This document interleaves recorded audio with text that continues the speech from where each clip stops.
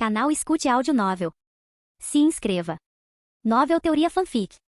Fanfic Marvel, o Eterno que não deveria existir, parte 5, capítulo 33. E dentro do domo, 1205 a.C., o ano está se aproximando do fim. Eu e Tena voltamos da nossa curta viagem, levando Helena para Esparta. Embora não tenhamos chegado à cidade propriamente dita, pelo menos Helena está com os irmãos pelo resto do caminho. Admito que dei a ela aquele construto felino para cuidar dela. Ela parecia protegida, seu pai a criou para se tornar a flor da família e um prêmio para o homem mais forte e poderoso de toda a Grécia. Agora, porém, tenho outro problema para resolver. Eu estava sentado na frente de Ajak. Seu rosto parecia furioso, e eu simplesmente mantive a cara séria. Ajak me encarou por um tempo, antes de finalmente falar. Você sabe o que fez? Mantive a cara séria e respondi sim. Então me diga o que você fez. Dei a uma família a chance de recuperar seu lugar de direito. A que custo? Questionou Ajak novamente com a voz cada vez mais aguda. Fiz uma breve pausa antes de responder novamente. A morte de muitos. Vale a pena? Não importa. Ajak ergueu a sobrancelha, mas não pareceu surpresa com minhas palavras. Quer dizer, no fim das contas, o grande plano de Arishem ainda está em andamento, respondi. Guerras geram sofrimento, sofrimento gera desespero, e desespero gera tecnologia.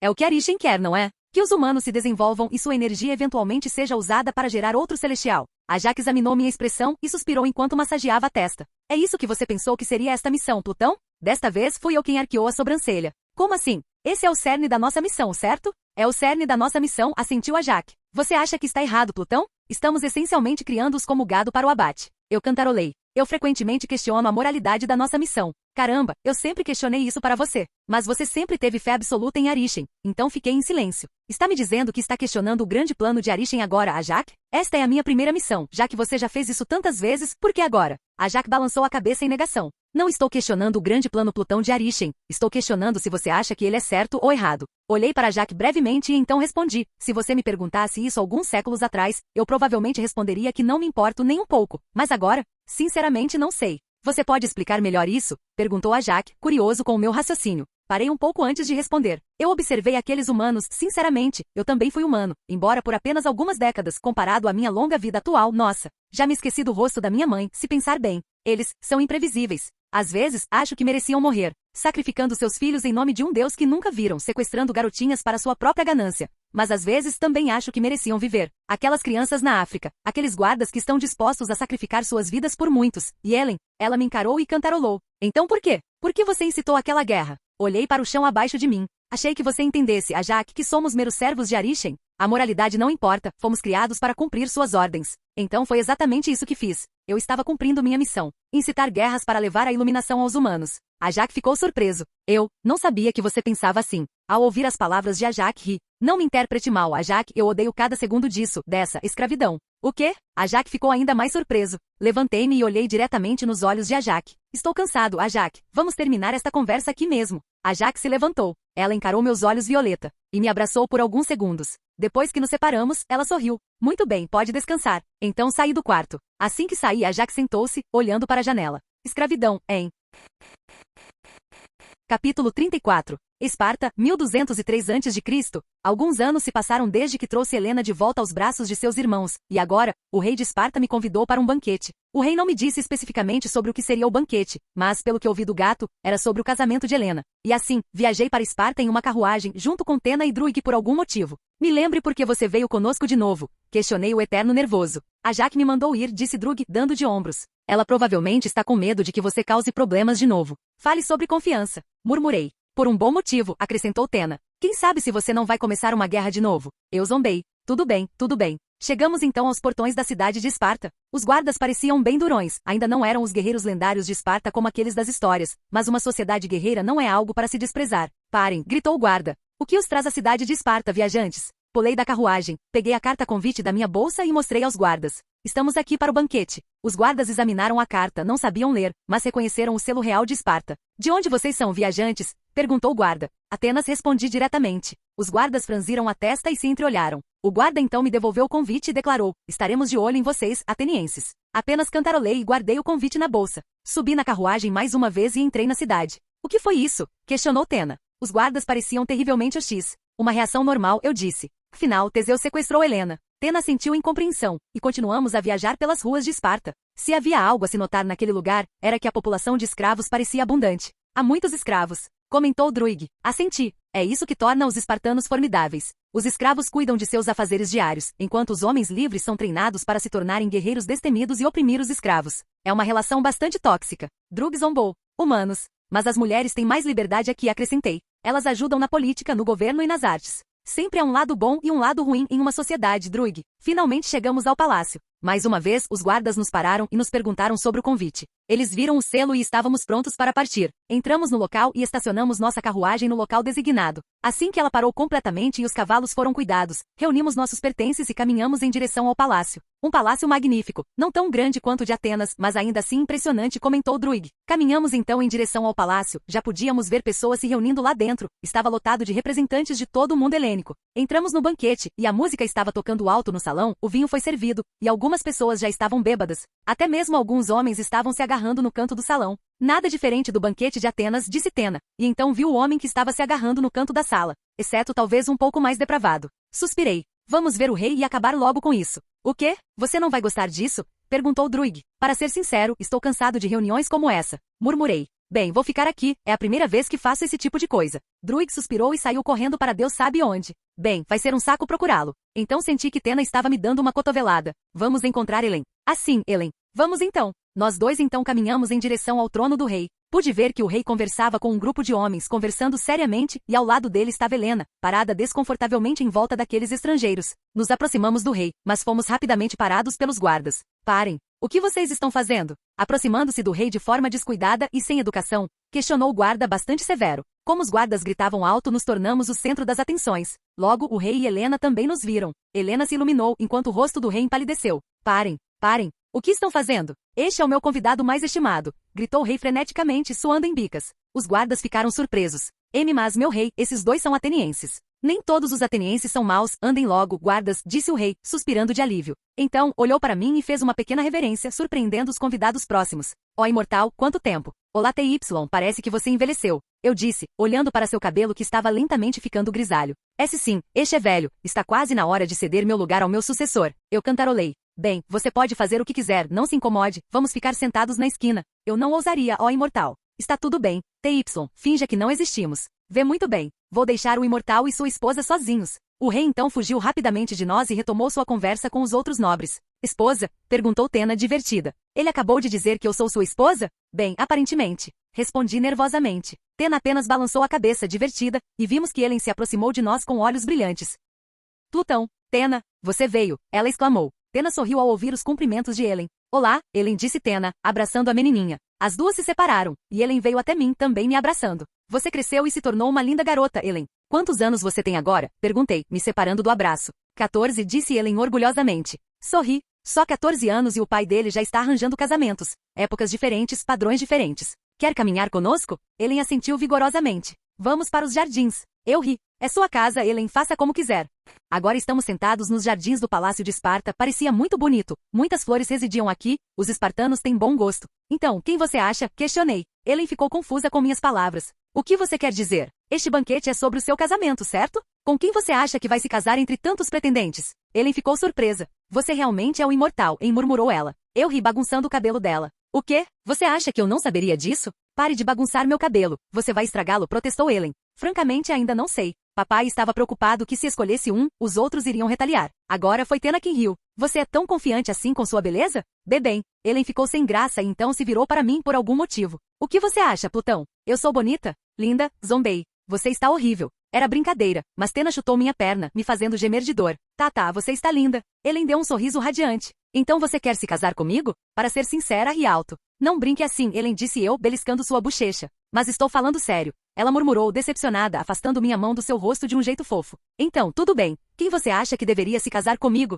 Levantei uma sobrancelha. Por que me perguntar? É dever do seu pai. Bem, meu pai disse que você tem bons olhos. Dei de ombros. Não estou bem com isso. Por que você não pergunta para Tena? Ela sentiu e se virou para Tena. Ok, você pode escolher? Tena estava tomando um gole de sua bebida, colocou-a sobre a mesa e disse. Por que você mesma não escolhe? Mas e as consequências? Então peça ao seu pai para fazer os outros jurarem que protegerão seu casamento, mesmo que isso signifique guerra. Meu pescoço estalou inconscientemente para Tena. Não é esse o enredo da história original? Eu realmente não sei a história completa, já que nunca presto muita atenção nas aulas de história. Mas o nome do marido dela deveria ser Meneléu, certo? Helen se levantou de repente. Que ótima ideia. Vou perguntar ao meu pai, disse Helen, e correu em direção ao corredor novamente, deixando Tena e eu sozinhas. Mas isso é mesmo aceitável? Ela é bem ingênua, provavelmente vai escolher o mais bonito. Perguntei a Tena sobre sua decisão. Você está preocupada? Perguntou Tena, divertida. Eu zombei. Só não quero que ela escolha o parceiro errado. Vai ficar tudo bem, disse Tena. Ela é adulta agora, pode decidir por si mesma. Vamos torcer para que seja esse o caso.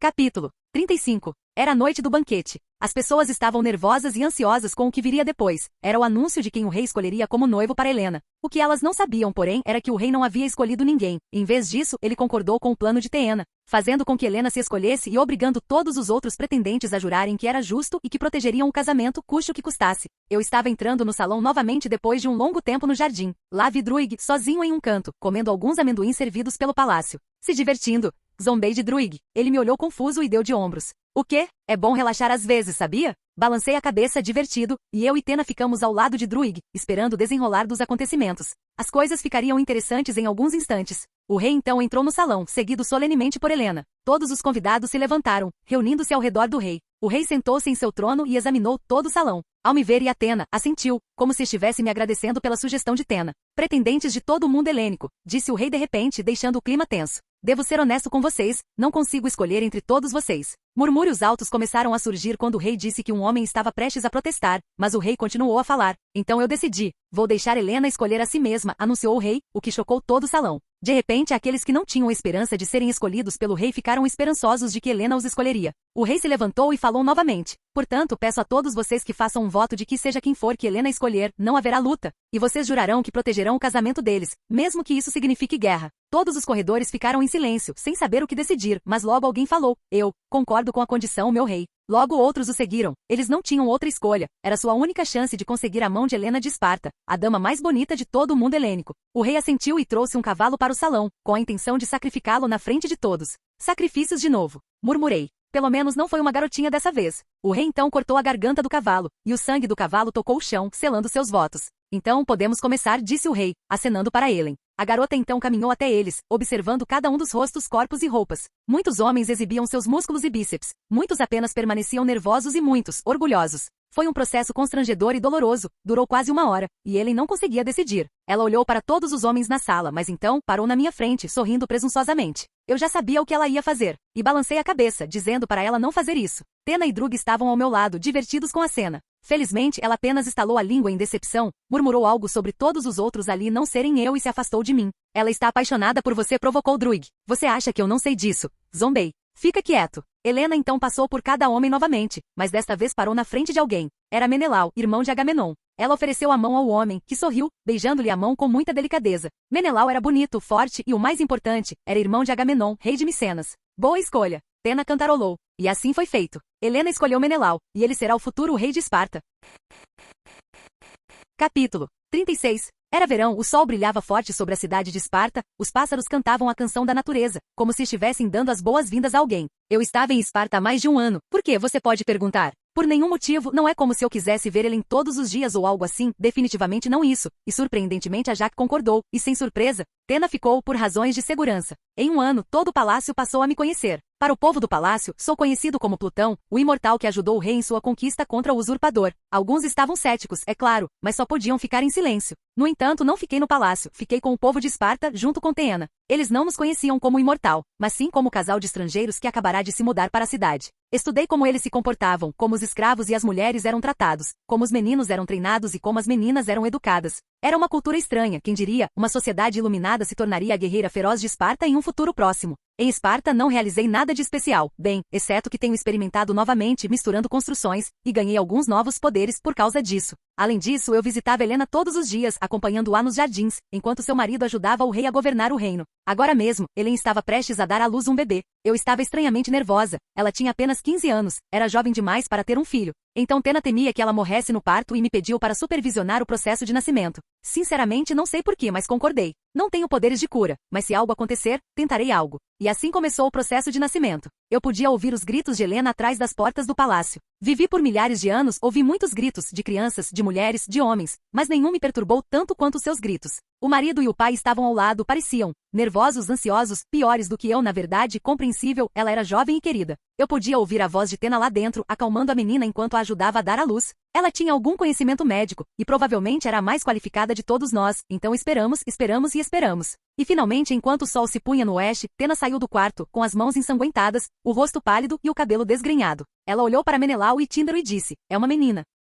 Os dois estavam felizes, um pouco decepcionados por não ser um menino. Eu posso sentir, eu posso ver, mas estavam felizes mesmo assim. O marido entrou rapidamente no quarto para confortar a esposa, deixando-nos três no corredor do palácio. Obrigado, ó imortal, sinceramente disse o velho e agora frágil rei. Sua voz está cheia de sinceridade. Tena se desvencilhou quando os criados lhe ofereceram uma tigela de água para se limpar. Tudo bem, eu gosto muito da companhia de Helen, eu deveria ajudá-la em seus momentos difíceis. O rei assentiu e também entrou na sala, deixando-me apenas com Tena. Como ela está? Perguntei a Tena. Viva, disse Tena solenemente. Por pouco. Suspirei. Ela é muito jovem para ter um filho. Concordo com isso, disse Tena. Mas, é a cultura deles e o dever dela. Quem somos nós para mudá-la? O rei precisava de um herdeiro rapidamente, pois estava ficando cada vez mais velho. Assenti fracamente. O rei e o marido então saíram da sala, olhando para nós. Helen quer te ver, ó imortal. Nós dois cantarolamos e entramos no quarto em silêncio. Caminhamos até Helen, que estava deitada na cama coberta de sangue, pálida e suada, e em seus braços estava seu bebê, dormindo profundamente. Olá, disse Helen, cansada, ainda sorrindo ao nos ver. Quero que vocês conheçam minha filha, Hermione. Sorri ao ouvir o nome. Hermione, um bom nome. Tena também assentiu. Helen então falou novamente, Plutão. Tena, você pode me prometer uma coisa? Fale e eu disse. Aconteça o que acontecer comigo, por favor, proteja esta criança. Murmurou Helen. Tena assentiu, sorrindo suavemente para Helen. Nós faremos. Helen então se virou para mim. Plutão? Suspirei. Vou tentar. Helen sorriu. Obrigada por tudo. Eu ri. Você é uma boa companhia, Helen é natural. Planícies de Esparta? 1196 a.C.? Já faz alguns anos que não fico em Esparta. Agora mesmo, o então rei Menelau estava viajando para Troia como um sinal de paz entre a Ásia e a Grécia. Ele havia trazido presentes e uma pequena comitiva, deixando Esparta nas mãos da rainha Helena. Por causa da atitude despreocupada da rainha, Helena pediu a mim e a Tena que levássemos sua filha, agora com 7 anos, para uma caçada. Quer dizer, claro, por que não? E então levei a garotinha para as planícies de Esparta para caçar alguns veados. Você não tem um arco? Perguntou Hermione curiosamente. Dei de ombros. Por que eu precisaria de um arco? Bem, meu pai sempre caça com arco. Eu ri. Eu não sou seu pai, é. Hermione ficou parada, fofa, observando Tena e eu com curiosidade. Aqui eu tenho um arco, disse Tena, conjurando um arco usando seus poderes. Legal, exclamou Hermione. Isso é mágica? Mais ou menos. Respondeu Tena vagamente. Posso fazer isso? Questionou Hermione animadamente. Talvez quando você for mais velho. Então avistamos um veado por perto, e Tena rapidamente mirou seu arco nele. Ela respirou fundo, disparou o arco e a flecha atingiu o veado na cabeça. Caminhamos em direção ao servo, que agora estava se contorcendo após a morte. Pobre veado, murmurou Hermione enquanto cutucava a carcaça. Não toque, está sujo, disse Tena. Então avistamos outro veado por perto, e eu finalmente conjurei meu bidente, mirei nele e joguei meu bidente, pregando no chão. Foi uma visão bastante macabra. Que maldade, velho. Hermione chutou minha perna, bufando. E velho, sério? Você só está machucando o veado se fizer isso. Ei, é só um veado, não precisa chutar minha perna. Eu zombei. Tena rosnou divertida. PFFT, velho. Balancei a cabeça, suspirei e reclamei o veado que matei. Tudo bem, sua chata, vamos voltar para casa. Capítulo 36b. Prelúdio de Troia, Paris. O rei Príamo de Troia teve muitos filhos, a maioria deles guerreiros, alguns estadistas e outros errantes. Entre seus muitos filhos, 2 se destacaram. Heitor, com sua tenacidade como guerreiro, e Paris, com sua ambição e carisma. Certa vez, a sacerdotisa Cassandra profetizou que Paris seria a ruína de Troia, e o rei Príamo, com medo de que seu reino caísse por causa da profecia, expulsou Paris quando ele ainda era bebê. Sua mãe implorou ao rei que não o fizesse, mas, infelizmente, seu dever como rei pesou na decisão. Anos depois, porém, Paris ainda estava vivo, adotado por um fazendeiro, e se tornou um belo rapaz. Seus vizinhos o adoravam, e ele é bom no que faz, que é pastorear o gado. Um dia, o rei Príamo de Troia exigiu que a vila onde Paris vivia fosse um tributo para o torneio que aconteceria em Troia. E assim Paris relutantemente deu ao mensageiro um de seus rebanhos favoritos. Ele não ia deixar escapar tão facilmente, no entanto, e viajou para Troia para participar do torneio, com a intenção de recuperar seu rebanho. E assim ele fez e surpreendentemente venceu. Ele até derrotou seu meio-irmão Heitor, que era conhecido como um guerreiro. Mas as pessoas perceberam que foi apenas sorte. Quando venceu, foi instruído a encarar o rei e a rainha, entrou no palácio e se ajoelhou diante do rei.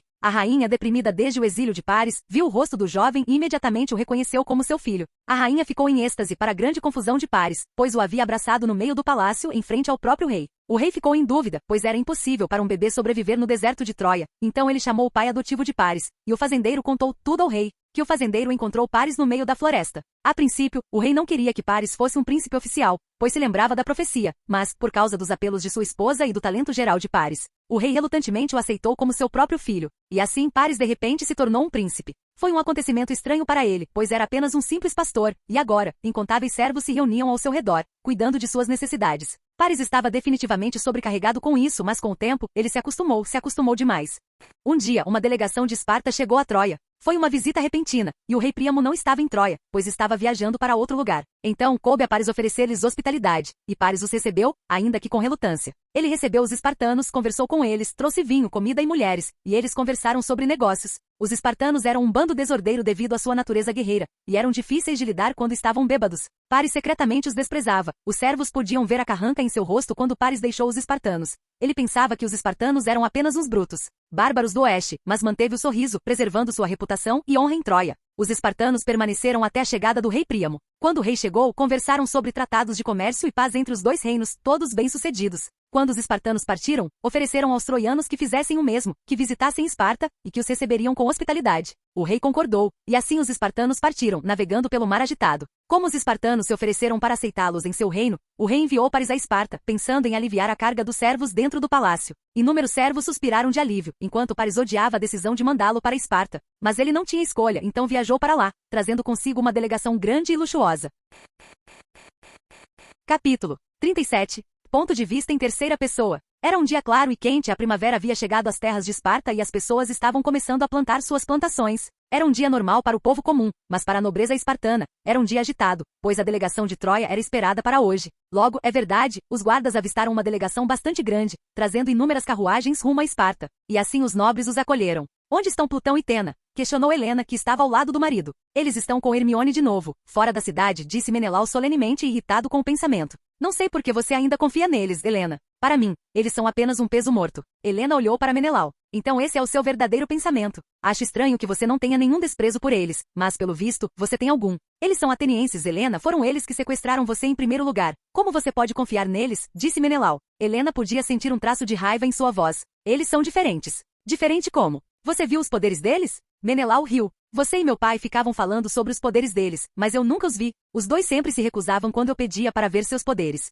Você viu meu gato, é o poder de Plutão. Aquela coisa estranha, zombou Menelau. Eu provavelmente conseguiria encontrar esses tipos de gatos nas profundezas da floresta. Nós dois sabemos que você não consegue encontrar aquele gato dentro do marido da floresta. Aquele gato não está vivo. Ele nunca come, nunca bebe, só observa, disse Helen solenemente. Pelos deuses, Helena, pare com suas ilusões, disse Menelau, irritado. Pare de negar minhas palavras, rebateu Helen. Chega, disse Menelau friamente. Depois que lidarmos com as delegações de Troia, exilarei aqueles dois, eles já estão explorando a nobreza espartana há tempo demais. Eu não concordo com tal decisão, disse Helen enquanto cerrava o punho com força. Eu sou a mulher-rei, não você, disse Menelau severamente. Sou a filha do falecido rei, refutou Helen novamente. Bem, ele já está morto, zombou Menelau, o que fez Helena cerrar os dentes. Chega de conversa, eles estão vindo. O rei e Helena olharam para a frente, onde as delegações estavam próximas. Um momento depois, o príncipe Paris de Troia estava diante do rei Menelau de Esparta, atrás dele estavam seus guardas e presentes. Rei Menelau de Esparta, curvou-se Paris, sua atitude era calma e educada, mas Helena sentiu que havia algo errado com este príncipe. Paris, disse Menelau sorrindo. Deu um tapinha no ombro de Paris e o abraçou, cumprimentando o jovem. Recuou um pouco e apresentou sua esposa a Paris. Paris, está é minha linda esposa, Helena. Paris parou um pouco quando viu Helena, ele a examinou de cima a baixo, como se ela fosse um preço. Helena odiava isso, mas só conseguia ficar em silêncio, pois Menelau não notou o olhar de Paris. Venha, Paris, preparamos um banquete para você e sua comitiva, disse Menelau com um sorriso. E assim a delegação entrou em Esparta em direção ao palácio, sem saber do desastre que isso traria. Ponto de vista de Paris. Meu pai me encarregou de liderar a delegação a Esparta. Eu não gostava deles, eram um bando desordeiro. Quando nos visitavam, nossas prostitutas reclamavam da grosseria e do desrespeito geral com eles. Nossos criados também diziam isso, mas diziam que era normal uma delegação agir assim. Não gostei, mas tive que ir. Quando nos aproximamos da cidade, a visão era mais ou menos. Não era Troia com suas magníficas muralhas e arquitetura, mas era uma cidade digna de um reino helênico, digamos assim. Paramos então no portão da cidade, e cumprimentei o rei educadamente como deveria, mas assim que vi a esposa do rei, parei. Ela é uma deusa na terra, ela é tão linda. Como um rei espartano pode ter essa deusa como esposa? Ela olhou para mim e sorriu, pelos deuses, o sorriso dela é tão lindo. Será que ela me acha atraente? Espero que sim. Talvez, afinal, esta viagem não seja uma perda de tempo. Ponto de vista de Helen. Estávamos agora em nosso refeitório, festejando, dando as boas-vindas à delegação de Troia. Os troianos não estavam tão barulhentos quanto nós, espartanos, costumamos comer. Um dos representantes da delegação estava falando com meu marido sobre acordos comerciais, mas vi o príncipe Paris me encarando com bastante atenção. Ele comia enquanto me observava. Isso me deu arrepios na espinha, ó deuses, porque Plutão e Tena tiraram uma licença para caçar com Hermions enquanto as delegações troianas estão aqui. O momento deles é realmente ruim. Paris continuou a observar enquanto eu comia, dei uma cotovelada no meu marido, mas ele não pareceu se importar. Isso é, bastante desconfortável. Eu não sabia o que fazer, então sorri para o príncipe, e o príncipe sorriu de volta. Acho que tomei a decisão errada. Ponto de vista de Paris. Estamos comendo agora, e eu simplesmente não consigo tirar os olhos dessa deusa na minha frente. Eu disse ao meu servo para distrair o rei, para que eu pudesse aproveitar a visão sem distrações. Eu também a vi me observando, talvez ela também esteja atraída por mim. Continuei comendo enquanto apreciava a vista, mas não consigo tirar os olhos dela. Então, eu a vi sorrir para mim. Deuses, isso é um sonho? Ela sorriu para mim? Eu sorri de volta, e ela desviou o olhar, claramente envergonhada. Talvez eu tenha uma chance, afinal. Ponto de vista de Ellen. Já é noite, estamos reunidos nos jardins do palácio, contemplando as estrelas acima de nós. O príncipe tenta se aproximar de mim com certa força, enquanto meu marido conversa com os outros convidados, aparentemente sem saber o que está acontecendo. O príncipe está flertando comigo, uma rainha. Tentei dizer sutilmente que recuso sua aproximação, mas ele não pareceu se mexer. Tenho vontade de dar um tapa nesse príncipe, mas temo que isso prejudique a relação já tensa entre Esparta e Troia. Então eu aguentei. Eu realmente queria que Tena estivesse aqui, ela poderia dar um jeito nesse príncipe. Ponto de vista de Paris. As estrelas se mostravam enquanto eu me sentava mais perto da deusa. Falei com ela sinceramente. Elogiei-a, dizendo que ela era a mulher mais linda que eu já havia conhecido, e que nenhuma outra mulher se comparava a ela. Mais uma vez ela sorriu para mim, deuses, que sorriso. Percebo também que ela está se fazendo de difícil, o que é ainda mais divertido para fazê-la se apaixonar por mim. Enquanto eu tentava seduzir a deusa, o rei recebeu de repente uma mensagem urgente de sua família distante. Seu avô, o rei de Creta, estava morto. Menelau franziu a testa e, hesitante, retirou-se para poder comparecer ao funeral do avô. Essa é minha chance. O rei havia passado a autoridade à rainha, substituindo-a. E assim o rei foi até o porto e pegou um barco para Creta. Assim que o rei foi embora, confrontei minha deusa. Deusa, você deve estar sendo torturada vivendo na cidade natal desses bárbaros. Deixe-me levá-la para nossa cidade civilizada. Sussurrei para a deusa, sorrindo. A deusa franziu a testa. Qual é o significado disso, príncipe Paris? Fiquei confusa. Você se sente atraída por mim? Não se sente. O quê? Não. Você é um homem assustador, príncipe. Fiquei paralisado no local. Assustador? Ela não estava sorrindo para mim? Eu não fui legal na frente dela? O que eu fiz de errado? Então percebi. Ela estava brincando comigo. Essa vadia. Tem certeza de que não vai deixar este lugar horrível, minha deusa? Questionei friamente. O que há de errado com você? Eu sou a rainha deste lugar. Você está zombando de mim? Então ela brincou comigo. Eu fui tão legal com ela. Muito bem, minha deusa. Eu vou te salvar. Você foi vítima de lavagem cerebral por esses brutos, eu disse. Virei-me para os meus homens. Homens, matem todos no palácio. Saquei o tesouro deles. Vamos para casa. O quê? Você ousa encarar as consequências, gritou a deusa com medo estampado no rosto. Eu apenas dei um soco nela, deixando-a paralisada. Carreguei-a como um saco de areia e saí do local enquanto o palácio queimava até virar cinzas e meus homens saqueavam o palácio, matando todos os guardas que tentavam se defender. Que piada! Eles foram pegos de surpresa e morreram instantaneamente. Canal Escute Áudio Novel. Capítulo 38. É ponto de vista de Plutão. Eu, Tena e Hermione estávamos voltando para Esparta. Caçamos muitas coisas, veados, javalis e até leões. Hermione queria ver o mundo, queria ver os animais, ela era uma garota curiosa, então relutantemente concordei com seu pedido. Viajamos por Esparta por cerca de 3 semanas. Fiquei fora apenas 3 semanas. Mas assim que saí, o desastre aconteceu. Estávamos agora às portas de Esparta. Cadáveres por toda parte, casas incendiadas, sangue derramado. Olhei para o palácio no meio da cidade e fumaça saía de lá. Então, senti uma sensação que não sentia há muito tempo. Medo, ansiedade, desespero. O que está acontecendo? Questionou Hermione. Ela estava assustada porque viu os cadáveres espalhados por todo lugar. Vamos levá-la para um lugar seguro, disse Tena preocupada. Só disse uma palavra. Ellen. Corri em direção ao palácio, como se minhas pernas se movessem sozinhas. Ouvi Tena gritar atrás de mim, mas não me importei. Corri o mais rápido que pude e cheguei em poucos segundos. Quando cheguei, os guardas, que pareciam machucados e ensanguentados, apontaram suas lanças para mim. Fique no chão ou eu corto sua cabeça, eu disse friamente enquanto construções de tamanhos diferentes apareciam atrás de mim. Eles ficaram com medo, então me deixaram entrar. Entrei rapidamente no palácio, onde alguns servos estavam se tratando. Examinei todo o palácio, mas nenhum sinal de Ellen. Corri em direção a um dos criados, agarrei seu pescoço e o joguei contra a parede. Onde está Ellen? O homem estava engasgado, mas eu não me importei. Corra, Trojan. Correr? Cavalo de Troia? Espera, em que ano estamos? Hermione tem 9 anos, certo? Isso significa. E eu congelei. A guerra de Troia. Perguntei novamente ao servo. O que Paris fez com ela? Seduzir. O homem estava engasgado, e eu agarrei seu pescoço com força. Seduzida? Ellen não faria isso. Ela não é tão burra assim. Então ouvi um grito vindo da porta. Plutão, chega. Era Tena, olhei para trás dela, era Hermione. Ela tinha medo nos olhos. Percebi o que estava fazendo e larguei o criado. Ele estava tomando um ar, e eu fui até o quarto de Ellen. Tena então correu até mim e me parou. Não faça nenhuma imprudência, Plutão. Você já fez isso uma vez, Arishem não vai te perdoar de novo. É Ellen, Tena, eu disse solenemente. É Ellen, eu sei. Mas vamos discutir isso com os outros primeiro. Disse Tena suavemente, como se estivesse me confortando. Eu apenas assenti. Vou dar uma olhada no quarto da Ellen primeiro. Tena apenas cantarolou e voltou para Hermione. Eu podia ouvir Hermione perguntando a Tena onde estava sua mãe. Parecia estranho, parecia errado. Entrei no quarto de Helen. Estava uma bagunça. Parecia que aqueles troianos realmente saquearam o palácio. Helena realmente fugiu com Paris? Ou ela foi sequestrada? O que eu faria se ela fugisse? Eu a apoiaria? Poderei vê-la novamente? O que eu faria se ela fosse sequestrada? Dizimar Troia? Matar os homens deles? Então vi no canto da sala um baú. Continha muitos pergaminhos espalhados por todos os lados. Fiquei curiosa, por que há tantos pergaminhos? Este é o quarto da Helen, certo? Ponto de vista de Tena. Eu estava confortando Hermione sobre o desaparecimento de sua mãe. Ela estava deitando a cabeça no meu colo, sentada no chão frio do palácio espartano. A mamãe vai ficar bem? Perguntou Hermione. Ela parecia calma sobre isso, embora eu pudesse senti-la tremendo. Não sei, respondi honestamente. Depende da reação de Plutão. Hermione ficou confusa. O que isso significa? Helen é especial, aos olhos de Plutão, Hermione. Como amantes? Perguntou Hermione inocentemente. Eu ri. Não, eu sinto que Plutão via Helena como sua filha. O que meu pai sentia por mim? Questionou Hermione novamente. Balancei a cabeça novamente. Seu pai não é muito próximo de você, querida. Então, mas? Assenti. Nós, Eternos, temos uma regra de não interferir em conflitos humanos. Obviamente, Plutão não pode salvá-la se quiser seguir a regra, mas seu histórico é ruim. Hermione ficou confusa com minhas palavras. Claro que ela não entendeu. Você sabe que podemos fazer mágica, certo? Repeti. Hermione assentiu de forma fofa. Então, porque sabemos fazer magia, há uma regra que proíbe que essa magia seja usada contra humanos. O que significa que Plutão não pode salvar sua mãe se ele seguir as regras. Hermione ficou triste. Bem, agora eu quero que Plutão quebre essa regra.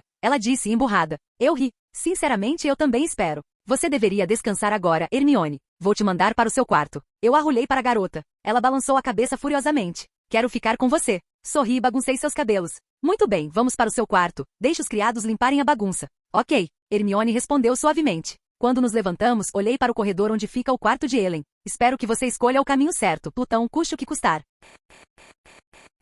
Capítulo 39. É ponto de vista de Plutão. Caminhei até os pergaminhos espalhados e peguei um deles. Ao abrir o pergaminho e lê-lo, meus olhos se arregalaram.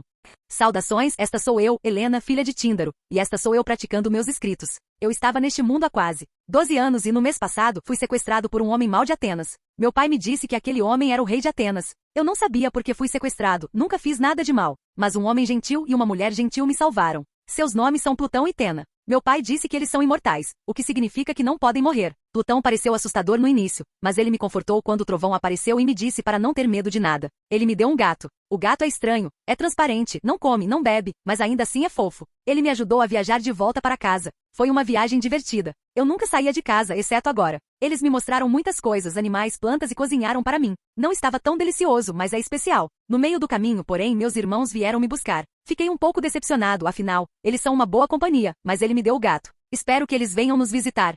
Isto é, diário, murmurei. Os gregos fazem esse tipo de coisa? Mas a entrada dizia que era para praticar a escrita. Fechei o pergaminho que tinha, peguei outro e o abri. Hoje, finalmente, Plutão e Tena vieram nos visitar. Eles não mudaram nada. Talvez as vantagens de ser imortal? Eles me visitaram quando chegou a hora do meu pai escolher com quem eu me casaria. Eu estava nervosa, claro. Sinceramente, eu preferiria ter Plutão como meu marido. Mas não sei se Plutão e Tena são amantes ou não, eu nunca pergunto. Conversamos nos jardins. Plutão me disse que eu sou bonita, foi legal. Também me disseram para escolher meu próprio noivo, foi uma ótima ideia. Por que não pensei nisso antes? Contei ao meu pai e ele concordou. Ele fez os homens jurarem proteger meu casamento, o que foi ótimo. Depois que escolhi Menelau como meu marido, Plutão e Tena me disseram que ficariam em Esparta por algumas décadas, o que foi ótimo. Eu poderia visitá-los com mais frequência. Abri outro. Agora tenho uma filha. O que foi estranho, parece que foi ontem que conheci Plutão e Tena. Agora eu cresci, meus seios estão desenvolvidos, pelos estão crescendo em lugares estranhos, mas eles não mudaram nada. Às vezes eu os invejo, especialmente Tena, ela é tão linda, e ela ficava com Plutão o tempo todo. Mas agora, sinto que aqueles dois são meus pais em tudo, menos no sangue. Eles me ensinaram coisas que eu não saberia se tivesse ficado no palácio, e sou grato por isso. Eu ri da escrita dela e abri outro. Já faz mais de 20 anos que vivo. Minha filha tem quase a mesma idade que eu quando conheci Plutão. Então perguntei se ele poderia levar minha filha para viajar. Não quero que ela fique como eu, trancada no palácio. Em vez disso, quero que ela explore o mundo. Eu tive um gostinho disso quando conheci Plutão. Queria que minha filha tivesse mais do que um gostinho. Ele concordou, mas pareceu relutante como sempre. Mas eu sei que ele está feliz por eu ter pedido para ele fazer isso. Eu pude sentir isso. Abri outro pergaminho e outro e outro. Ao abrir todas as cartas, percebi que estava sentado nesta sala há tanto tempo que o céu lá fora estava escuro. Também senti algo nos meus olhos, algo úmido. Há algum vazamento de água no quarto? Perguntei a mim mesmo enquanto olhava para o teto e enxugava a umidade ao redor dos olhos. Dei de ombros e arrumei o quarto dela. Coloquei todos os pergaminhos de volta na comoda. Arrumei a cama dela, coloquei a coleção de roupas dela de volta no lugar e joguei fora todas as coisas quebradas. Mas então, ouvi uma batida na porta. Olhei para a porta e vi Menelau parado, furioso, me encarando. Onde está minha esposa? Ele gritou enquanto me agarrava pelo colarinho, ameaçando-me. Vocês conspiraram contra Troia para sequestrá-la, seus atenienses? Esse homem é irritante. Agarrei a mão dele e comecei a secretar ácido de hidra da minha palma, o que o fez gritar de dor. Não me toque, eu disse friamente. Você, gritou Menelau, agarrando sua mão, pois a dor ainda não havia passado. Você devia cortar as mãos, é melhor assim, eu disse, despreocupadamente. Ouvi que ele ainda gritava, me xingando, mas não me importei, pois vi meu constructo, o gato, sentado na janela. Aproximei-me do constructo, toquei na cabeça do gato e ele transferiu tudo o que viu para mim. Eu vi tudo. Helena foi sequestrada. Paris a machucou, Troia a machucou. Então, sinto uma sensação estranha no coração, no peito. Esqueci o que é essa sensação avassaladora. Alguém pode me dizer? É fúria, Plutão disse Deinon na minha cabeça. É fúria? Ah, sim, é raiva. Capítulo 40. Ponto de vista em terceira pessoa. Em frente ao majestoso portão da cidade de Troia estava Heitor, o primeiro filho do rei Príamo. Ele estava de pé, com o rosto pálido e as mãos trêmulas. Ao redor dele estavam seus cúmplices, cujos rostos eram semelhantes aos de Heitor, pálidos, cheios de preocupação e ansiedade. Eles estavam recebendo o irmão de Heitor, Paris, na cidade. Ouviram notícias sobre os feitos de Paris. Ouviram que Paris havia manchado a hospitalidade espartana e saqueado a cidade, e que Paris havia sequestrado a rainha espartana, Helena. Assim que Paris se posicionou diante do irmão, ele se curvou. Irmão, eu voltei. Seu rosto está calmo, sem culpa, apenas orgulho. Hector não cumprimentou Paris. Em vez disso, agarrou-o pelo colarinho e gritou na sua cara. O que você fez? Paris estava pálido, mesmo tendo derrotado o irmão, mas agora era diferente. Paris havia evitado o treinamento e suas habilidades eram precárias. Do que você está falando, irmão? Paris questionou, tentando ficar o mais calmo possível. Heitor ignorou a pergunta e repetiu. Você arriscou a segurança de Troia. Vou perguntar de novo. Você sabe o que fez? Paris pareceu pensar em algo e respondeu. Foi a vontade da deusa. Helena me foi prometida pela deusa Afrodite, disse Paris inocentemente.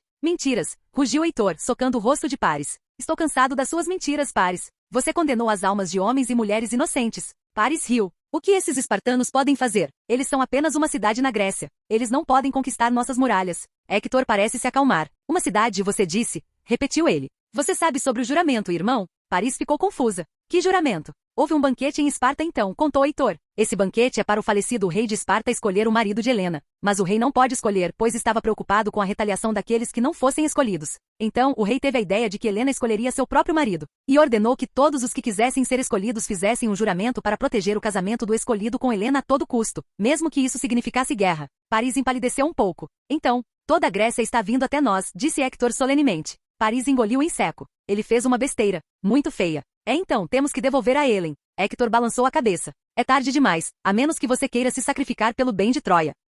Não, não, não. Eu não quero morrer, murmurou Paris. Hector fechou os olhos e olhou para o céu acima de si. Eu pensei isso, irmão. Muito bem, você é meu sangue, e nós o defenderemos até a nossa última gota de sangue. Hector então passou por Paris encolhida pela delegação e chegou até a própria Helena, que estava em uma gaiola improvisada. Ela estava amordaçada, amarrada e com o cabelo bagunçado. Hector abriu a gaiola, desamarrou-a e tirou-lhe as amarras. Está bem, minha senhora? Ele encarava Hector com absoluto desprezo. Você está me perguntando agora, Trojan? Hector suspirou. Você foi tocado? Ele estremeceu, e Hector sabia a resposta. Hector cerrou o punho. Está feito. Perdoe-me, minha senhora. Vocês, troianos, enfrentarão as consequências. Esperem só.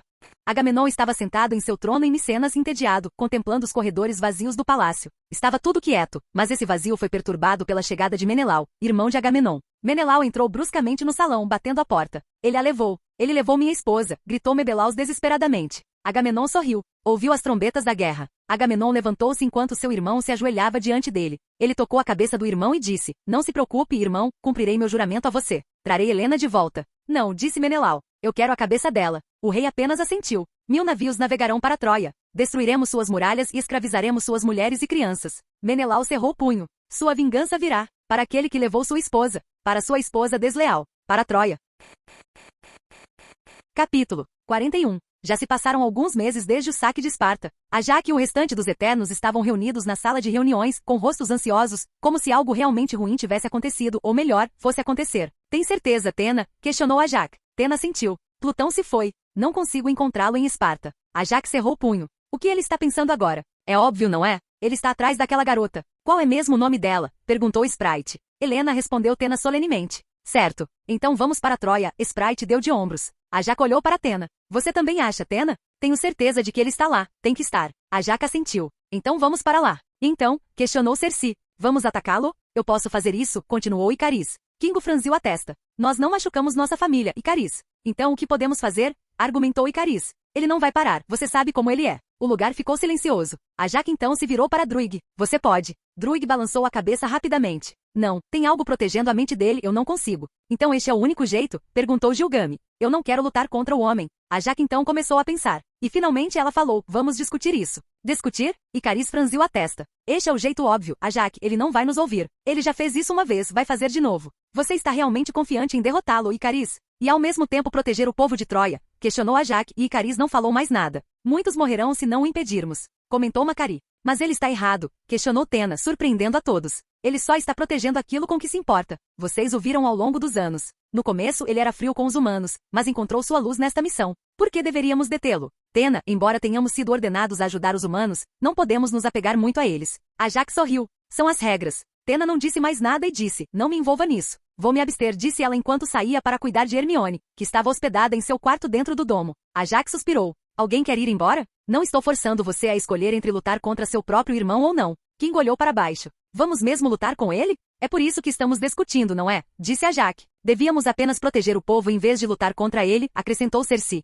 Se o vencêssemos, o que faríamos com ele? Prendê-lo? Matá-lo? Será que conseguimos vencê-lo? Questionou Gilgame. Eu viajei com ele pode facilmente nos derrotar se nos subjugar. Se trabalharmos juntos conseguiremos, disse Icariz confiantemente. Gilgame suspirou, parecendo em conflito, mas assentiu. Então eu lutarei. Eu protegerei os humanos dentro dos muros, disse Cersei. Mas é mesmo Plutão? Ou ele é controlado? Ele não costuma ser assim, Sprite perguntou novamente. Acho que ele tinha um ponto fraco, afinal respondeu Kingo suavemente. Desculpe, pessoal, não consigo. A Jaque sorriu. Está tudo bem, Kingo. Você pode continuar protegendo os civis. Kingo assentiu e não disse mais nada depois disso. Eu lutarei, disse Macari. Ele precisa ser detido. Mesmo que tenha uma queda por humanos, isso não significa que ele possa atacar outros humanos tão facilmente. Não serei útil contra ele, então ajudarei Cersei a salvar os civis, disse Druig. Talvez haja alguns teimosos que queiram lutar. Sprite olhou para os outros. Ela olhou para Icariz. Vocês vão lutar, certo? Icariz assentiu, tranquilizando Sprite. Então eu também vou lutar, disse Sprite, surpreendendo os outros. Ele está cego de raiva, meus poderes seriam úteis.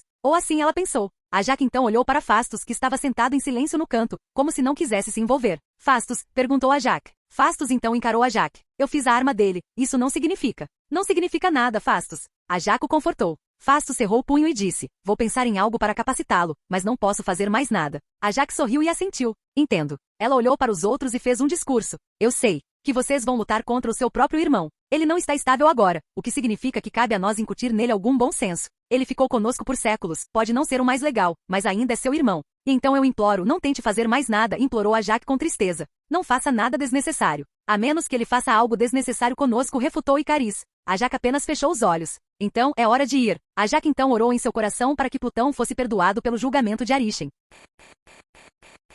Capítulo 42. Ponto de vista em terceira pessoa. A visão de um exército grego singular é algo para se contemplar. 1000 navios atracaram na costa perto de Troia e 100.000 homens estavam em frente às muralhas de Troia. Heitor estava no topo do palácio troiano, olhando para o exército em frente à cidade. Estamos condenados, disse um de seus servos. Seu rosto estava pálido e ele parecia prestes a se mijar a qualquer momento. Não se preocupe, disse Hector enquanto equipava seu capacete. 100.000 homens não são nada diante de muralhas impenetráveis. Deveríamos pelo menos negociar, disse outro funcionário. Hector balançou a cabeça. Não adianta, eu já enviei um mensageiro. A única coisa que voltou foi a cabeça dele. Esses brutos estão diante de sua cidade com 100.000 homens fortes. Você ainda ousa zombar deles? Questionou Heitor. Príncipe Heitor, devemos dar-lhes Paris e rezar aos deuses para que eles partam, murmurou um dos conselheiros de Heitor. A menos que ele mesmo concorde, não doarei meu sangue, conselheiro, respondeu Hector. Mas pedirei novamente, trarei-o até mim, e Lady Ellen também. O conselheiro franziu a testa. Meu príncipe, apenas faça isso, conselheiro. Se quisermos sobreviver, precisamos abandonar nosso orgulho o máximo possível. O conselheiro apenas assentiu e saiu para levar Paris até Heitor.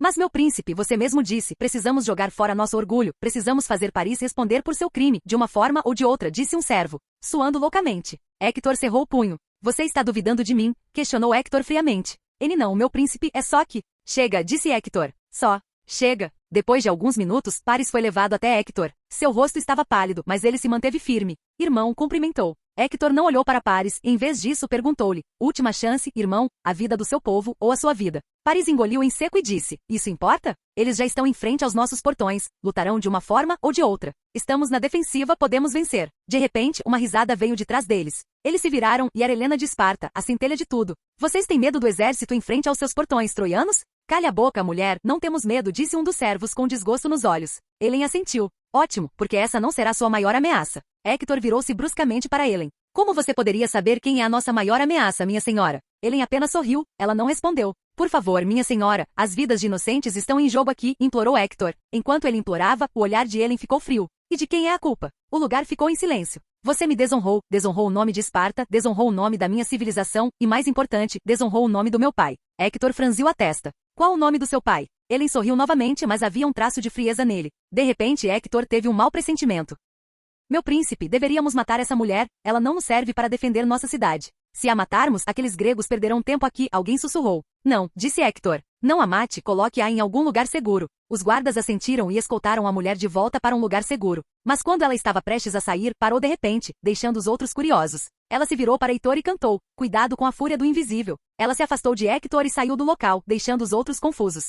O invisível? Murmurou Paris. Assim que ele disse isso, houve movimento no exército grego. Heitor foi alertado e se voltou para o exército novamente. Lá, ele viu um homem solitário, encapuzado, caminhando pelo mar de homens em frente ao portão. Todos o deixaram passar, mas Heitor viu que os homens estavam com medo dele. Quem é esse? Questionou um funcionário. Um campeão? Eles querem um duelo? O homem continuou andando e ficou sozinho em frente às muralhas. De repente, uma lança se formou em sua mão esquerda, um bidente negro que exalava uma sensação maligna. O homem então se posicionou de repente, como se quisesse lançar um dardo. Os guardas das muralhas ficaram obviamente alertados ao verem isso, então atacaram primeiro. Atiraram dardos, atiraram pedras com fundas, mas nenhuma atingiu o homem. O homem continuou parado como se nada tivesse acontecido. Pedras e dardos se espalharam ao redor do homem, que ainda estava em posição de arremesso. Quem em nome dos deuses é esse? Gritou um dos guardas, mas ninguém lhe respondeu. As mãos do homem subitamente se cobriram de círculos e linhas douradas, como se uma runa tivesse sido desenhada em um instante. Então ele jogou o bidente. Foi tão poderoso que fez um estrondo. As orelhas de gregos e troianos sangraram, e o chão tremeu.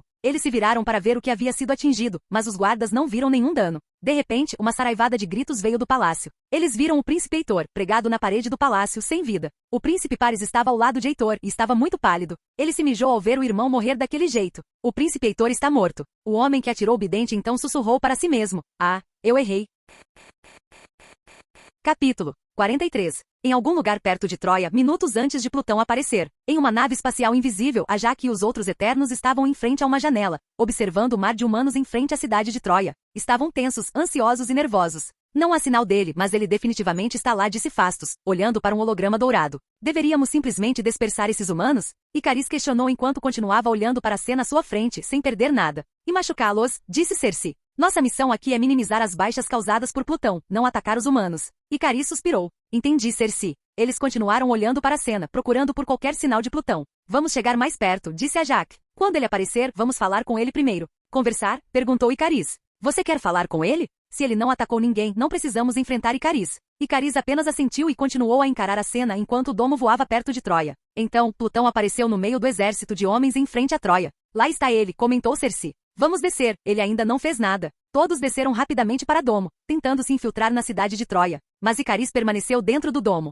Icariz, o que você está fazendo? Questionou Sprite, que ainda não havia descido. Ele está fazendo alguma coisa, disse Icariz, olhando para a postura de Plutão. Ele vai lançar sua lança, ele está atacando. Icariz não ouviu os gritos de Fastos e Sprite de dentro do domo. Ele atravessou a janela do domo e voou na velocidade do som em direção a Plutão, sem se importar com o dano que havia causado. No fim das contas, ele não se importava com a lança que estava prestes a atingir Heitor, ele só queria dar um soco em Plutão. A lança cravou Heitor na parede, e Icariz não se importou nem um pouco. Poucos segundos após a morte de Heitor, Icariz finalmente chegou ao local onde Plutão estava. Eu devia ter feito isso anos atrás, gritou Icariz enquanto disparava raios dourados dos olhos em direção a Plutão. Parecia um tiro certeiro, Icariz podia sentir, mas sentia que algo estava errado. Ele desativou seus raios dourados e viu que Plutão bloqueava seu ataque com a palma da mão. Agora, ele via que Plutão brilhava dourado como se a energia cósmica o tivesse inundado, e seu capuz ainda escondia seu rosto. Icariz, no entanto, não vacilou e em vez disso, acelerou. Ele queria dar uma surra em Plutão, provar que era o mais forte. Queria provar seu valor a Arishem, ao seu deus. Ele estava prestes a socar Plutão, seu punho estava muito perto do rosto de Plutão, mas todo seu impulso parou de repente.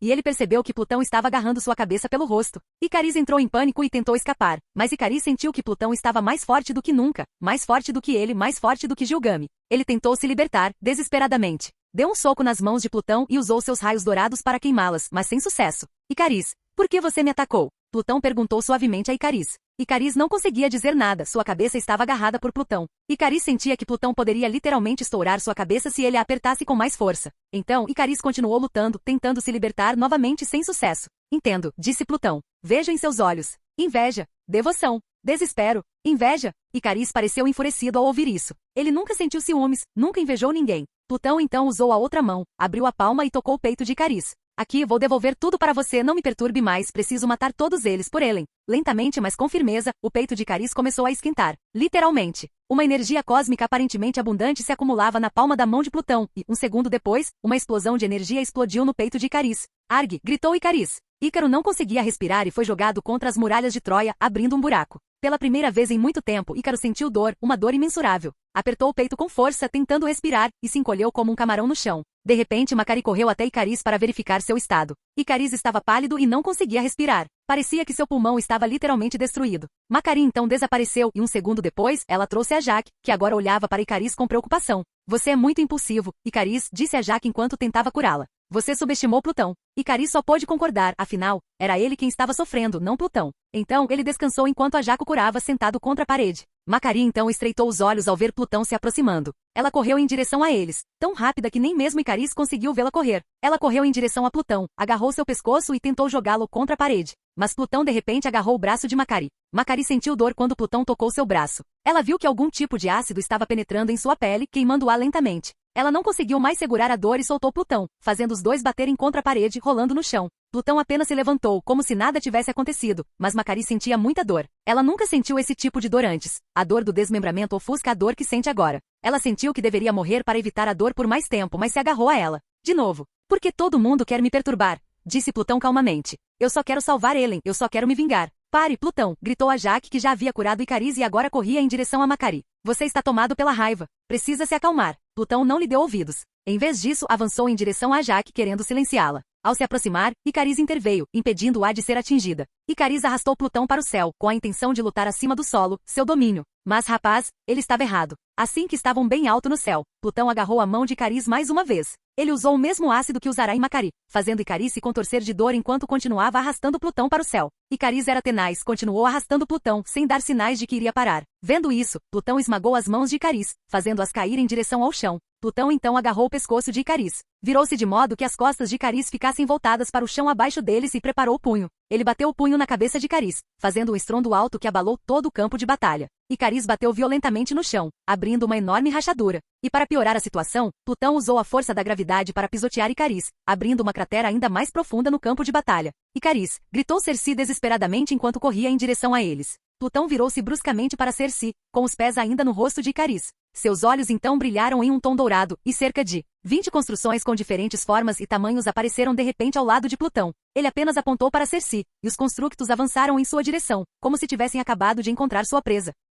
Não! Icariz gritou abaixo dos pés de Plutão, tentando se libertar. Circe foi dominada pelos constructos, transmutando desesperadamente tudo ao seu redor. O chão em areia movediça. O chão em água. As rochas ao seu redor se transformaram em aço para protegê-la das mordidas, mas os constructos eram avassaladores. Mas então Gilgamesh chegou. Ele bateu os pés no chão enquanto este brilhava, e os constructos foram jogados para longe instantaneamente. Icariz finalmente encontrou forças para se libertar e voou na direção de Circe, que se contorcia de dor devido às mordidas e arranhões. Aonde você vai? Icariz, questionou Plutão de repente. Icariz então sentiu uma corda o impedindo de voar. Essa corda vinha do pulso de Plutão. Plutão rapidamente conjurou mais e mais cordas e finalmente, Icariz foi coberto por ela, e não conseguia se mover. Plutão caminhou lentamente em sua direção e mais uma vez pisou na cabeça de Icariz. Olhou para Jaque, Gilgamesh, Circe e o recuperado Macari à sua frente. Você poderia, por favor, ir para casa? Isso não é da sua conta. Você conhece nossas regras, Plutão disse a Jaque. Não podemos permitir que você prossiga. Eu mesmo lidarei com as consequências, a Jaque. Não quero machucar todos vocês, continuou Plutão.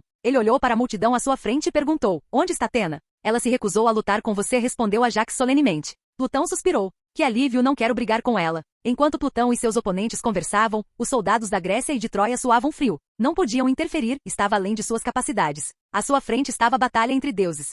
Estamos seguros, questionou Paris ao ver que a luta entre os deuses havia cessado temporariamente. Ele havia se recuperado do choque e rapidamente ordenou aos outros ao seu redor que segurassem o corpo de Heitor. Nós não sabemos, meu príncipe, disse um homem ao lado dele. Os deuses estão conosco hoje. Certamente estamos seguros, disse Paris, tentando se convencer de que venceriam. Mas o outro deus parecia mais forte que os outros. Paris engoliu em seco. É verdade, os deuses do seu lado foram derrotados por um único deus inimigo. Paris apenas cerrou o punho, esperando sobreviver a essa provação. Capítulo 44. Do ponto de vista de Ellen. Enquanto estava trancada em um quarto vazio novamente, Ellen começou a ouvir gritos vindos de fora. Embora não soubesse o que estava acontecendo, ela poderia ter uma ideia do que ou melhor, de quem causou o desastre. Seus olhos brilharam ao ouvir os gritos. Plutão chegou, murmurou ela animada. Levantou-se e caminhou em direção à porta. Verificou se estava trancada e infelizmente estava. Ei, tem algum guarda lá fora? Gritou Ellen, tentando ouvir uma reação. Ninguém respondeu. Ela escuta por mais de um minuto para ver se há algum ruído de movimento vindo de fora e para sua surpresa, não há nenhum. Plutão deve ter realmente causado uma cena para a porta estar desprotegida, hein? Ela murmurou. Ela deu um pequeno passo para trás, reunindo forças para o corpo. Tudo bem, Ellen, você consegue, você é forte o suficiente. Ela então correu em direção à porta, batendo-se com força e quebrando o mecanismo de trava. Bem, Ellen suspirou enquanto examinava a porta quebrada. Essa foi fácil. Ela olhou ao redor do salão, estava vazio, parecia que muitos dos servos do palácio tinham sido evacuados junto com a realeza. Ao tentar encontrar uma saída, viu um corpo sendo transportado para o interior do palácio. Escondeu-se na esquina, tentando ver quem estava morto. Ela falhou pois o corpo estava coberto com pano e os homens o cercaram. Então, enquanto os homens estavam distraídos, ela saiu furtivamente daquela parte do palácio e continuou a procurar a saída do castelo. Enquanto ela caminhava pelos corredores do palácio, o chão tremia continuamente, como se um terremoto estivesse acontecendo. O que está acontecendo lá fora? Ela se questionou enquanto parava, esperando o terremoto parar. Assim que o chão parou de tremer, ela continuou explorando os corredores, tentando encontrar a saída, mas sem sucesso. Este lugar parece um labirinto, murmurou Ellen. Ela tenta novamente, vasculhando os corredores enquanto observa se há algum guarda na beira do corredor. Alguns minutos depois, ela finalmente o encontrou, mas havia um problema. Ela ouvia vozes atrás da porta grande e pelo que ouvia pareciam vozes de Paris. Ela cerrou o punho ao se lembrar do que Paris e seus homens fizeram com ela. Humilhação, eles a contaminaram, ela não conseguia se livrar da experiência. Tinha pesadelos por causa disso. Ela queria encontrar outra saída, mas devia ser longe de onde estava. Então arriscou. Abriu a porta devagar, tentando não fazer barulho, e saiu sorrateiramente passando lentamente pelas costas de Paris e seus homens. Mas então ela viu algo. Viu que Plutão estava sendo aprisionado por dispositivos estranhos no meio do campo de batalha. Ela não gostou nem um pouco do que viu. Não conseguia ver o rosto de Plutão, mas tinha certeza, era Plutão. Ao ver a cena, ela entrou em pânico e tropeçou, fazendo um barulho alto. Assim que ela tropeçou, Paris e seus homens se viraram e pareceram surpresos. Como essa mulher conseguiu sair? Homens, tragam-na de volta para o palácio, gritou Paris. Não, Ellen praguejou, tentando correr, mas os homens eram mais rápidos. Os homens agarraram os braços de Ellen com força e começaram a arrastá-la para o palácio. Não, Plutão, ela gritou o mais alto possível. Ela tentou se libertar, mas ela era apenas uma rainha, não uma guerreira, então não conseguiu. Mas então, uma voz profunda e cheia de raiva soou do campo de batalha. Seus, malditos, viranos! Uma onda dourada de energia explodiu no meio do campo de batalha. Rachaduras começaram a aparecer nas muralhas, Paris e seus homens foram arremessados para longe. Helena foi jogada contra a parede. E antes que percebessem, os defensores não conseguiam acreditar no que viam. Todo o campo de batalha de repente ficou dourado. Minutos antes, enquanto Plutão e os outros se encaravam, eles continuaram a conversar. O lado de Ajak estava espancado, Cersei estava cheio de ferimentos, Macari estava ferido e Ajak estava cansado de tanto se curar. Por favor, saia do caminho, disse Plutão calmamente. Não podemos fazer isso, Plutão, você sabe disso, respondeu Ajak. Se você está preocupado que eu vá atacar os civis, não se preocupe, não tenho planos de fazer isso. E devemos confiar em você. Questionou Cersei enquanto tentava se levantar, ignorando a dor. Você matou o príncipe. Foi um erro, disse Plutão despreocupado. Eu estava mirando no veado ao lado dele. Mas também não é como se ele não fosse culpado. Ele está tentando proteger sua cidade, Plutão disse a Ajak. Plutão riu baixinho e acrescentou, não o suficiente. Ele poderia ter rendido Helena e seu irmão para evitar a guerra. Mas ele escolheu a cabeça do irmão em vez da vida do seu povo. Se você estivesse no lugar dele e ele fosse Paris, você faria o mesmo? Questionou Ajak. O rosto de Plutão se contorceu quando algo veio do céu. Era sua lança, retornando ao seu braço. Tire-a daqui, disse Plutão enquanto perfurava o chão com sua lança apoiando-a. Vamos voltar, Plutão, implorou Ajak. Não vale a pena as consequências. Plutão estreitou os olhos. E quanto a Ellen? Eu simplesmente a abandonei? Quem sabe o que poderiam ter feito com ela se eles... Não podemos interferir nos assuntos humanos, Plutão, você sabe disso. Interrompeu Ajak. Ele está certo, Plutão, disse Gil. Vamos lá, cara, eu não quero brigar com você. Plutão fechou os olhos e respirou o ar carregado de poeira. Pegou o bidente e disse, desculpe, Gil, mas não posso ficar parado enquanto Ellen sofre. Ela é alguém preciosa para mim. Por que você é tão apegado a ela? Perguntou Ajak, curioso. Não é do seu feitio. Eu tenho meus motivos, cantarolou Plutão. Ela me fez sentir humano. Ela me fez sentir vivo. Ajak assentiu. Eu entendo, mas sinto muito, Plutão, não podemos permitir que você prossiga. Assim que Ajak disse isso, sentiu algo se aproximando por trás dele. Rapidamente virou a cabeça e o corpo e agarrou algo no ar. Estava vazio, mas ele conseguia sentir. Sua ilusão não vai funcionar comigo, Sprite, disse Plutão friamente. Plutão então bateu a cabeça de Sprite, que ainda estava invisível no chão, e isso fez o chão rachar. Pare, gritou Ajak em pânico. Mas Plutão não ouviu. Assim que a ilusão de Sprite se quebrou, ele viu o rosto sangrando de Sprite. É raro você lutar contra Sprite, disse Plutão, e então sussurrou em seu ouvido. Ou você quer que Icaris te veja? Os olhos de Sprite se arregalaram e ela tentou se soltar, sem sucesso. Plutão pesou na barriga de Sprite, fazendo-a apertar a barriga com dor. Ele sentou-se em cima dela, e ela socou o próprio rosto repetidamente. Foi tão forte que o chão tremeu repetidamente, como se um terremoto estivesse acontecendo. Macari então tentou salvar Sprite. Ela correu em direção a Plutão e bateu seu corpo contra Plutão repetidamente. Enquanto batia, ela fugia e correu em direção a Plutão para bater seu corpo novamente, espancando Plutão. Mais uma vez, Plutão agarrou a cabeça de Macari e a jogou contra o chão. Plutão então agarrou seu bidente que estava no chão. Ele ficou em cima de Macari e a atacou com uma estocada, com a intenção de perfurar sua barriga. Mas então, algo de repente agarrou a mão de Plutão. Era uma algema. Ele queria se soltar, mas não conseguia. Virou-se e viu Fastos com o rosto pálido, parecia estar com pressa. Plutão tentou usar seu poder, mas não conseguiu. Tentou se libertar, mas novamente não conseguiu. Nada pessoal, Plutão disse Fastos. Selador de energia cósmica. Solte-me, Fastos, ordenou Plutão. Plutão, vamos voltar. Você passou dos limites, disse a Jaque, caminhando em direção a Plutão. Ele ainda estava algemado, e ela o abraçou. Eu sei que ele significa muito para você, mas temos uma regra a seguir. Fique longe de mim, a Jaque, disse Plutão. Vou pedir mais uma vez. Solte-me. Acabou, Plutão disse Icaris enquanto a corda que o prendia desaparecia. Nós o levaremos ao domo. Mas ele não continuou a falar, pois a viu. Ele a viu no palácio, lutando para se libertar das garras dos homens. Ela parecia desesperada. Plutão podia ver em seus olhos. Dor, humilhação, tristeza. Não, Plutão. Ele podia ouvir o grito de Helen de longe. Algo dentro dele disparou. Algo inquieto. Seu rosto parecia calmo, mas a Jaque sentia que algo estava errado. Ele respirou fundo e olhou para as muralhas de Troia com ódio. Seus malditos viados! Rugiu Plutão enquanto se libertava facilmente das algemas. Seus olhos brilhavam em dourado, e uma explosão de energia cósmica irrompeu de repente de seu corpo, jogando todos a poucos metros de distância. As paredes racharam, o ar ficou pesado e o exército na parte de trás de Plutão correu em direção à nave, em busca de abrigo. Os defensores, no entanto, viram um campo dourado. Era a Legião Dourada de Plutão. Centenas de milhares de construções surgiram diante dele, com diferentes formas e formatos. Isso é ruim, murmurou Gil enquanto se levantava, ajudando os outros. Precisamos detê-lo antes que ele mate todo mundo na cidade. Plutão agora estava ereto. Seus olhos eram dourados e ele estava inexpressivo, como se estivesse em transe. O Senhor busca julgamento, disse Denon calmamente, aparecendo ao lado de Plutão. E assim o dia do julgamento começará. Asterion estava de pé, e rugiu para os guerreiros troianos, incitando medo em seus corações. Paris, que observava o desenrolar dos acontecimentos, só pôde ficar parada e desesperada diante da cena. O que foi que fizemos?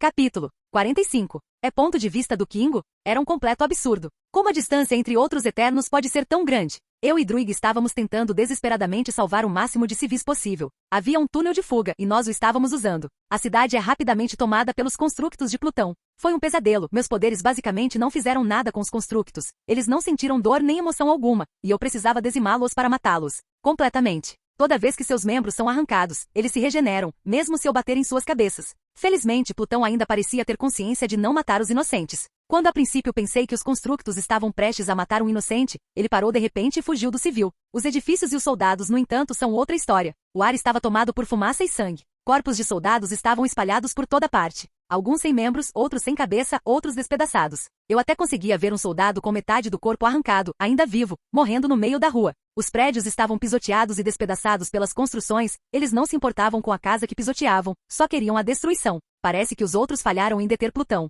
Agora eu podia ver traços da energia cósmica de Macari pela cidade. Ela estava correndo pela cidade, salvando o máximo de civis possível. Mas então, eu vi. Plutão caminhava lentamente pela rua principal em direção ao palácio. Plutão, gritei enquanto corria em sua direção. Preciso tentar isso é loucura total. Pare com o que está fazendo, cara, você está destruindo a vida das pessoas. Plutão virou a cabeça para mim e falou, não me culpe por isso, culpe os outros, culpe aquele babaca que estava se escondendo covardemente em seu palácio. Fiquei confuso. O que os outros fizeram? Eu tentei falar com eles. Mas eles não me ouviram. Eles só se importam com as malditas regras. As regras existem por um motivo. Plutão suspirou. Pare, Kingo. Eu enfrentarei as consequências sozinho. Já é tarde demais para me convencer. Parece que ele não pode ser convencido. Ok, cara, só, tome cuidado. Ele apenas assentiu suavemente e continuou caminhando em direção ao palácio. Ponto de vista em terceira pessoa. Enquanto Plutão continuava avançando em direção ao castelo, Paris tentava freneticamente se salvar. Ele trancou o palácio, levando Helena consigo como refém. Viu o que você fez? Gritou Helen, xingando Paris. Você acha que poderia? Antes que Helen pudesse dizer qualquer coisa, Paris lhe deu um tapa desesperado no rosto. Foi tão forte que as bochechas de Helen ficaram vermelhas na hora. Calha a boca, mulher! Gritou Paris, furioso. Ele olhou para os guardas ao lado da mulher. Cuidem dela, ela será nossa tábua de salvação quando aquela coisa vier atrás de nós. Imagino que ele esteja procurando por ela. Mas meu príncipe, faça o que eu digo, rugiu Paris. Todos eles então continuaram a se aprofundar no palácio, escondendo-se do monstro iminente que tentava alcançá-los. As muralhas foram rompidas. O majestoso portão da cidade de Troia foi aberto, e a cidade ficou indefesa, pois todos os soldados foram mortos pelas construções. Agamenon, que estava saindo do navio quando a força passou, percebeu que esta era uma chance de riqueza, de obter escravos, de glória. Homens, gritou ele para os soldados de Micenas. Esta é a nossa chance. Hoje, seremos nós que derrotaremos Troia. Hoje seremos os vitoriosos. Nosso Deus pavimentou nosso caminho, e agora tomaremos nossos despojos e nossa glória. Os homens de Agamenon se reuniram diante de sua voz. Estavam cheios de entusiasmo e ímpeto, já sentiam seus membros profundamente nas troianas, já viam as riquezas que elas trariam para casa. Homens, atacar! Gritou Agamenon, avançando em direção ao portão aberto. Eles entraram no local e começaram a pilhar, saqueando tudo o que encontravam. Não que eles pudessem encontrar algo abaixo daqueles prédios em ruínas, mas havia mulheres e crianças. A luxúria tomou conta dos homens de Agamenon, e eles contaminaram os territórios de Troia com sua imundície. Logo, os outros soldados também começaram a se recompor. Todos os soldados gregos avançaram em direção ao centro da cidade de Troia, tentando extrair algo do caos que Plutão havia causado. Druig estava ali apenas para uma coisa: salvar os inocentes da ira de Plutão. Eles não podiam fazer mais nada. Os outros 10 Eternos juntos não conseguiam detê-lo e a sua legião dourada, então só podiam salvar os humanos de sua fúria. Embora Plutão ordenasse que seus constructos não machucassem os inocentes, prédios destruídos e em chamas poderiam ser um problema. Druig salvou muitas vidas de serem esmagadas por prédios caídos, de serem queimadas por casas incendiadas. Mas agora surge outro problema. Os gregos de fora começaram a entrar, saqueando e abusando à vontade. Druig não ficou nada satisfeito. No fundo, ele se importava, mas a regra o impedia de fazer qualquer coisa. Na esquina da rua, ele viu uma garotinha sendo arrastada para uma esquina. A garotinha gritava e chorava, tentando se soltar, sem sucesso. O homem que a arrastava estava tomado pela luxúria. Druig sabia o que estava prestes a acontecer e tentou impedir. Seus olhos brilhavam dourados, mas então alguém tocou seu ombro. Ele se virou e eram a Jaque e Macari. Não, disse a Jaque calmamente. Nós não interferimos. O quê? Perguntou Druig. Você quer que eu faça a vista grossa? Druig, não podemos interferir nos assuntos humanos, repetiu a Jaque. Eu tenho o poder de ajudá-la. Por que não deveria? Druig retrucou. Não, a Jaque. Só que dessa vez não. Druig. A Jaque chamou seu nome novamente, mas ele o ignorou. Seus olhos brilharam em dourado e o homem soltou a garota, fazendo-a fugir do homem chorando, tentando salvar sua própria vida. Está feito. A garota fugiu e Druig perdeu o controle. Ele se virou e seguiu em frente, sem se importar com o olhar de Ajak. Macari, vamos, ainda há alguns humanos do outro lado da cidade, disse Druig friamente. Macari apenas sorriu e correu para o outro lado da cidade, levando Druig com ela e deixando Ajak sozinho. Fim do vídeo. Para acesso antecipado à continuação dos vídeos, ou para incentivar o canal, vire membro. Muito obrigado.